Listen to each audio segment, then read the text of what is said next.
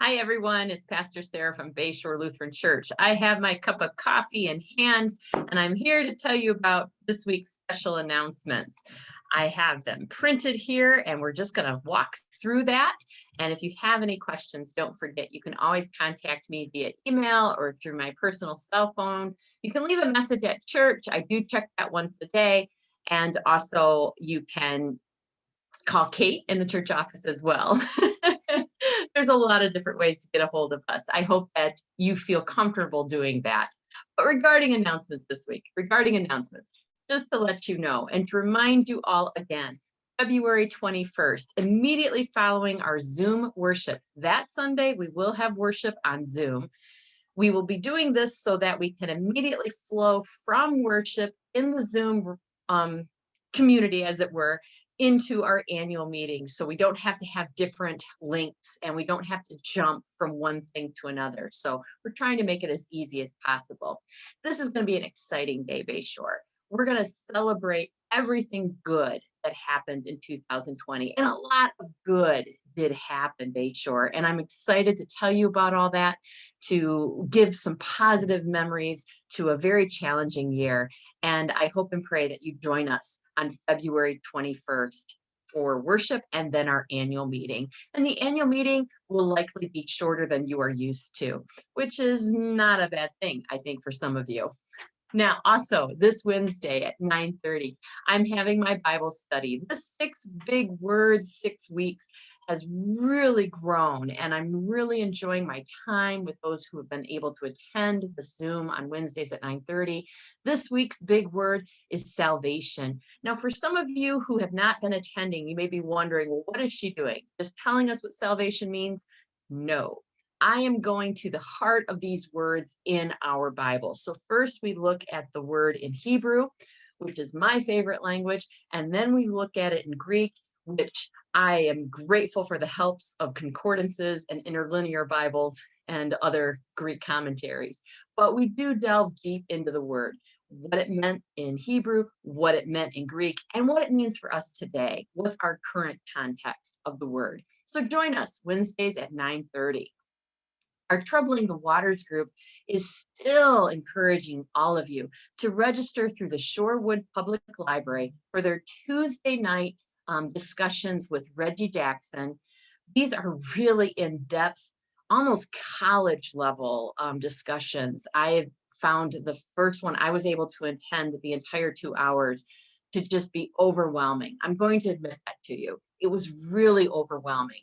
And what our group for Troubling the Waters is doing is on Thursdays, we are gathering to discuss what we heard on Tuesday. And Bayshore, I needed that personally. I needed to have that time to discuss what I heard on Tuesday with a group of friends and family, as I feel you all are. So I hope and pray that if you are attending on Tuesday night, you join us on Thursdays so that we can talk it out and we can grow together as a community. I also encourage you, if you are not able to make Thursday nights, to simply go Tuesday nights. These discussions with Reggie Jackson have been extremely, as I said, just very informative.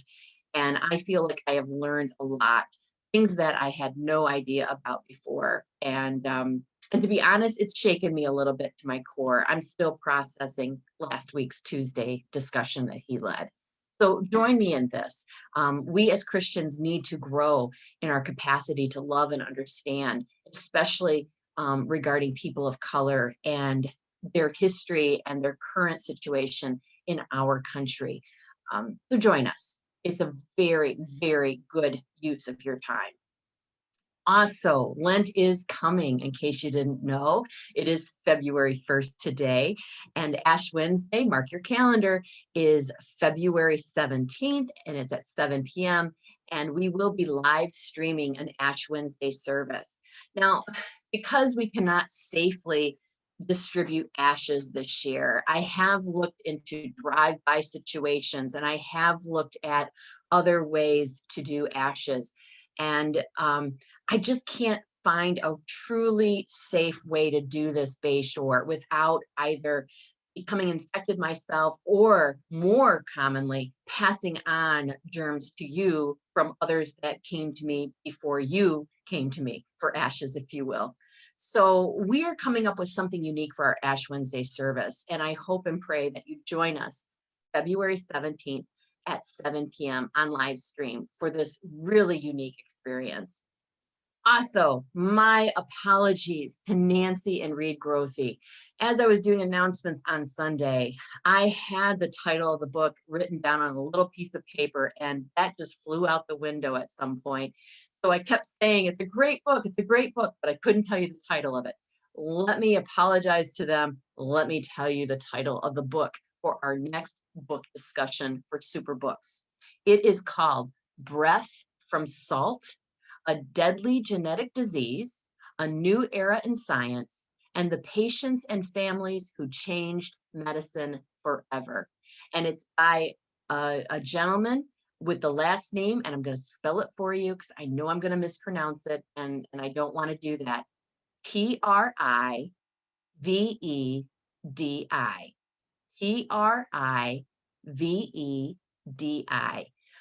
But I have a feeling you'll find it from the title alone. Breath from Salt. And this discussion will gather the first Sunday in March, March 7th at 4 p.m. And as Nancy and Reed wrote in the Beacon, don't be put off by this terribly long title.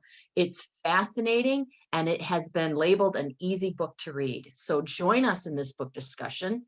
We do have copies of the book available in the church office. You have to contact Kate. She will reserve one for you. And likely what she's been doing is putting them in sealed plastic bags outside the church office entrance so that you can come pick it up on your own. Also this week, I mentioned on Sunday about super books. And then I went right into Super Bowl of Caring. And you're thinking, that's a lot of soup, Pastor. I know. There's a lot of puns here. But Super Bowl of Caring happens every year. And it happens around this time because it follows the Super Bowl, if you will, of football. What happens is across the country, and it's not just a Lutheran thing, across the country, churches and their youth groups form food drives, and they collect funds on the Sunday that is for the Super Bowl of football, and they call it the Super Bowl of Caring. And literally, we're trying to restore and replenish our food banks that are in our communities, and we're also giving them much needed money so they can do bulk orders of things they know they need. Because frankly, food banks can order the food faster and cheaper than we can when they order in bulk. This year, because we are not able to be together, what I am encouraging all to do is to give a special offering to Bayshore in honor of the Super Bowl of Caring. This offering will immediately go to our Synod ministry, Outreach for Hope, and Outreach for Hope then will coordinate and handle all the details for us, as well as all the details of all of our other sister churches in our Synod.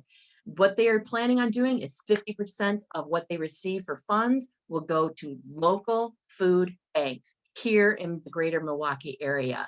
The other 50% will go to the ELCA World Hunger Fund. And the World Hunger Fund not only feeds people outside of our community, but it also does feed and promote hunger-related issues in America. So I know it says world hunger, but it's for the entire world, and it does service our own country as well. So your gift this year is extremely important. You can give it to Bayshore directly, as I said. Just make sure we know that that offering is special and what it's for. And you can also go on the Outreach for Hope website, and they have a safe, secure way to donate online using a credit or debit card. So I hope and pray that you join me in doing this. I already gave my contribution to Outreach for Hope, and there's a part as you fill out the online form, you get to choose your home congregation. Please do that, because guess what? They then let me know. And I really appreciate each and every one of you who've already done so. So thank you. This is a wonderful thing to do as we prepare for Lent.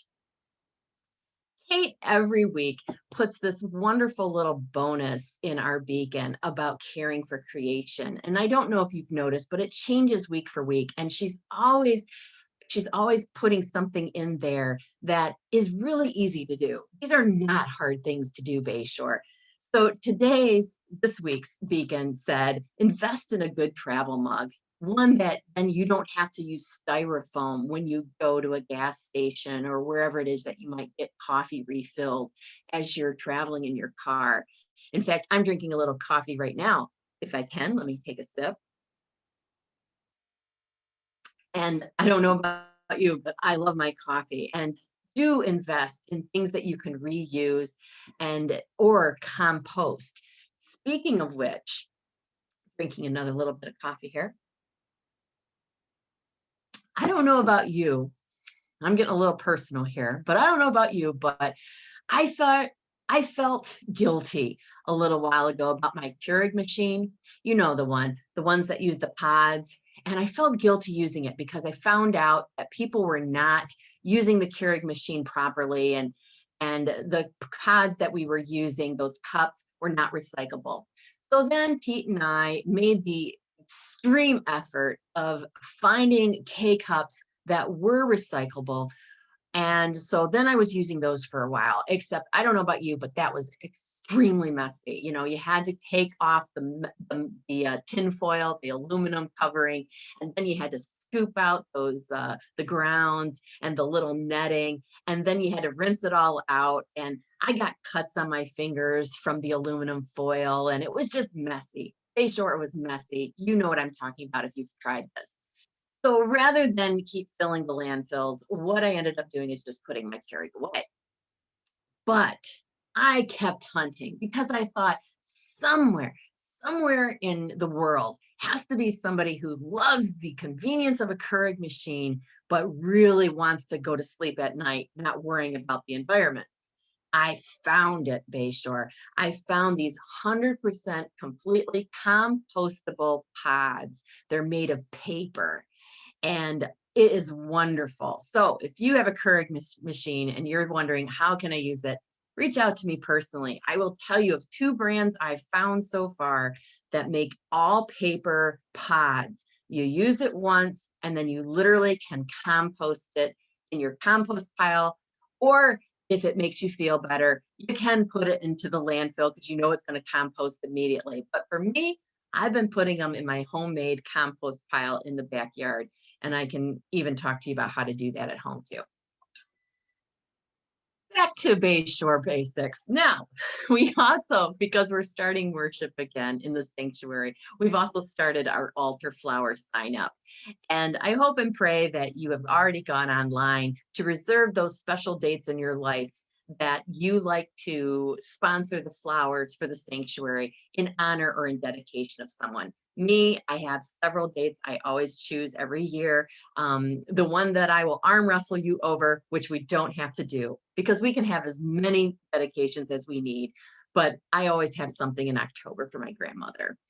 Now, you can choose any date you want. Kate and I will make sure that all the dedications get into the bulletin beginning February this month.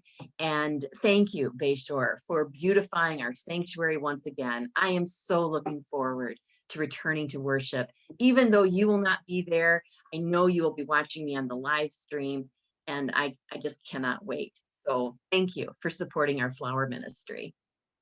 Also, another huge thanks to our council members and an apology.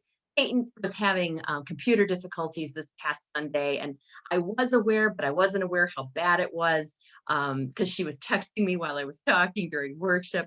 But she had difficulties, and so some of our council members were unmuted, and some still were muted during the time we installed them. And as I joked on Sunday, if you were muted during the installation, you are still council members. And we're grateful for your service. And we do apologize for this technical error. But I do want to give thanks to our wonderful council who is seated to select, who's been selected and appointed to serve this year. And in the beacon, we have a wonderful picture of all of them together. And I hope and pray that you take a time sometime this month and just reach out to a few and say thank you for their service. I could not be pastor of Bayshore without such a strong council, and I'm grateful for each and every one of them. And then finally, but not last or least in my mind, Tomorrow is February 2nd. It is the presentation of our Lord, otherwise known as Candlemas Day or Candlemas Day. And I am making a YouTube vlog, just like I'm making right now, for this day. It will be uploaded the morning of February 2nd, early, explaining this holiday, explaining the traditions, and more importantly, blessing candles. So if you have some candles that you use maybe for dinner time or maybe for other events throughout the year, gather them together. I have done so myself. I have this little symbolic basket here filled with the type of candles I use, and I'm going to bless my home candles. I'll bless your candles as well. And we will prepare for our Lenten season by doing this. And I'll explain more about this celebration on my vlog. So look for it on our YouTube channel. As always, as I said, stay in touch, connect with me, connect with the church office, connect with Kate, however it is that you can find us, please do. Let us know what's going on in your life. Let us know if you have any concerns or questions. And I just look forward to seeing your faces on the screen during our various Zooms throughout the week. It always warms my heart to see you all, to hear how you're doing. And as always, please know I am praying for each and every one of you and your loved ones during this pandemic time. So please be good, be careful, and I will see you very soon, Bayshore. Take care now. Bye-bye.